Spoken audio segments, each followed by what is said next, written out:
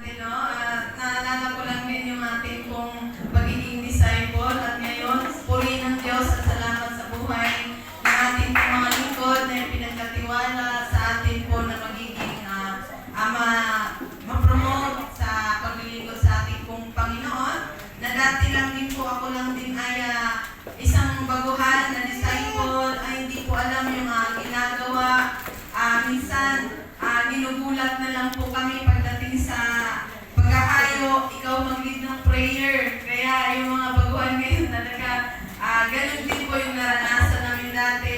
Pero alam niyo po, napakabuti ni Lord na may promotion sa paglilingkod sa Panginoon. Hindi lang po habang buhay tayong disciple, kundi po darating ang araw talaga na iaata sa iyo yung matataas pang katungkulan na dapat nating pamunuan. At salamat sa Diyos sa buhay po ng ating mga lingkod na hindi ko po akalain din na probinsyana, naghanap lang ng trabaho sa Manila, dito tayo pinagpalitan